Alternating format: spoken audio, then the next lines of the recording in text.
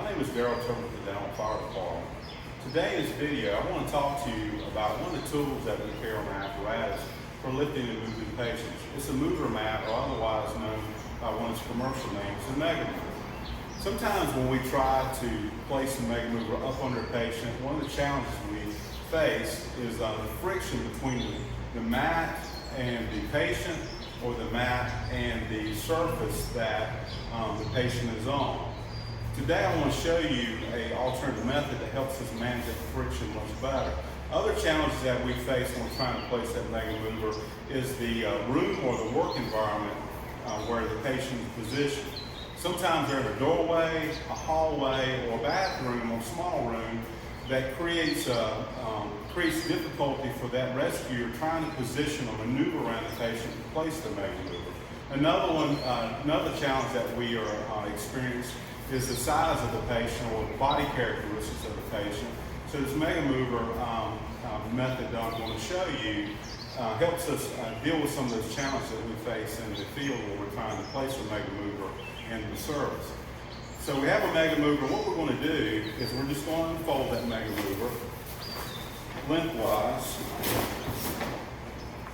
and we're going to take a piece of cordage or webbing that's about 16 to 20 feet, and we're going to roll it into the MegaMover. What I'm going to do is find the center of this piece of webbing I have here, which is right there, and I'm just going to pull it through, not the center, but pull one end through the handle on this center at the head or feet, however you want to put it. And I'm going to roll this piece of webbing into the MegaMover. It's very important as I roll this, I don't want to cross the webbing as I roll.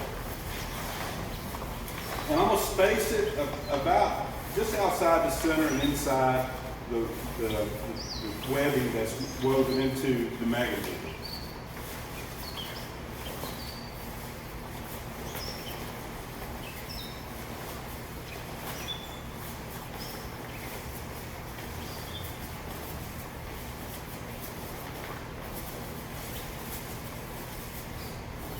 When we're finished, we'll have a roll of the MegaMover, and we'll have the two pull tabs to unroll.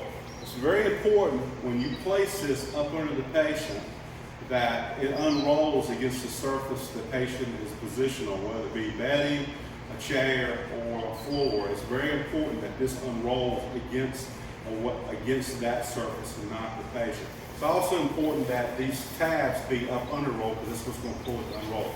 Typically, when we traditionally place a MegaMover, we have some amount of the MegaMover free behind the patient, and we may be able to tuck it to their shoulders or down to their hips or buttocks, which usually presents the most resistance. We're trying to get a MegaMover up under that patient. When dealing with very large patients, one of the advantages of this technique is as you unroll it, you'll have handles present, and you can have additional rescuers kind of lift up at that point, and it'll limit the amount of resistance as you continue to progress unrolling that MegaMover up under the patient. Another advantage of this technique is it allows us to put the MegaMover up under a body or patient where there is a tremendous amount of body fluid present, and the rest would present a contamination risk for our patients. It limits the amount of contamination that rescuers may be facing in a situation, because you can do this in a manner that basically allows it to unroll, and you don't have to interact with the patient as much when you're doing that. So the rest of this video, I'm going to show you another alternative method. Another thing I want to show before we close in this video is you can have this already set up. This one's already set up. I roll it very tightly. It's held together with a piece of paracord, and it's folded. The pull tabs are already up in there, ready to go. So you can place this on the truck, ready to go. And I hope that you'll take the opportunity to try this, see if it's something that'll work for you, and add to one of the tools of your toolbox when you in your responses. Now, for the rest of the video, I'll show you one of the examples of using this out in the field. All right, continuing to show you an alternate method for using a MegaMover. What we're simulating here is a tight quarter scenario where we may have a bathroom or a hallway where we don't have enough room to put rescuers on either side of the patient to place a MegaMover. So we're going to have to start the MegaMover. Either we would have to work from either end of the patient. This method, we're actually going to start the MegaMover roll at the patient's head and pull that MegaMover down the lengthways of the body. So first of all, we've cleared the C-spine. We don't have any reason why we would need a neck collar or preserved C-spine. So at this point, I'm going to place this roll up under her head and work it towards her shoulder.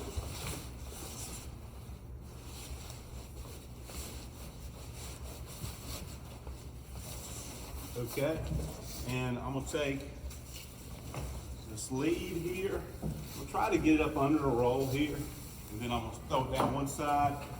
Well, I've got two rescuers for this particular scenario because I want you to be able to see what's going on inside here.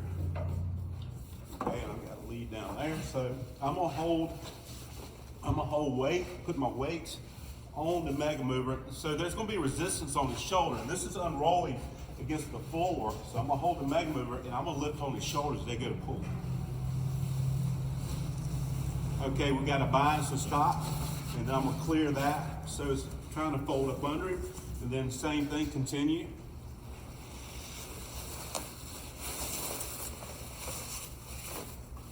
So now we have the MegaMover. It's completely unrolled up under the patient. We're ready to move the patient. We can slide the patient out using the MegaMover, and that's one of the alternative methods. Thank you.